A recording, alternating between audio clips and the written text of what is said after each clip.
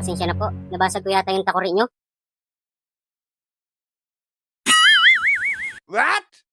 Okay lang yun. Hindi naman sa akin yan eh. Ako pa nga dapat ang magpasalamat sa'yo. Bakit po? Kasi 1,000 taon ako nakakulong sa takuri na yan. Isa akong genie.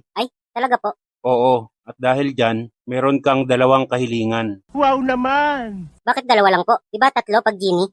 2 lang pag sa akin. Yung pangatlo, ako naman ang hihiling sa'yo. At kailangan pagbigyan mo ako para tuluyang matupad yung hinihiling mo.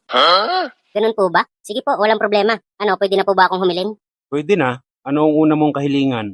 Pwede po bang pera? Pwede. Kahit ano. Wow Sige po. naman! Gusto ko pong magkaroon ng 100 milyong piso. Okay. Ginagawa mo! Ayos na. Nasa bank account mo na yung 100 milyong piso. Yehey! Babes, mayaman na tayo. Oo nga. Ang swerte natin. Sana all. Ngayon, oras na para sa iyong pangalawang kahilingan. Sige po, ang pangalawa ko pong kahilingan ay gusto ko pong magkaroon ng sariling bahay at lupa. Masusunod. Okay na. Meron ka ng malaking bahay at lupa malapit sa tinitirhan mo ngayon. Wow, ang galing. Totoo nga talaga ang genie. Maraming salamat po. What? Ngayon, para tuluyang matupad yung hinihiling mo, ako naman ang pagbibigyan mo. Sige po, ano pong kahilingan nyo? Simple lang naman ang kahilingan ko. Gagamitin ko lang naman yung jowa mo. Nako, bakit po yun? Eh, ayaw mo yata eh. Di wag na. Di hindi din matutuloy yung kahilingan mo. Oh, wag mo sabihin ipapagamit mo ko sa kanya. Babe, 100 milyon. Meron pa tayong bahay at lupa. Eh, isang beses lang naman yan. Sige na. Sayang yun. Grabe. Dahil lang sa malaking pera, lupa at bahay. Babe, dapat maging practical na tayo ngayon.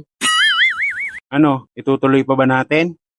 Babe, pumayag ka na. Baka magbago isip niyan. Ay nako. Sige na nga. What? Tara, dun sa kwarto.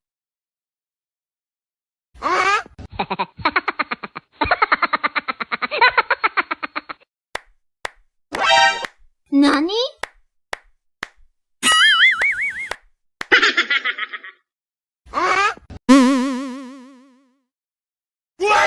Wow naman! Ginagawa mo! Grabe. Hindi talaga ako makapaniwala Na ano?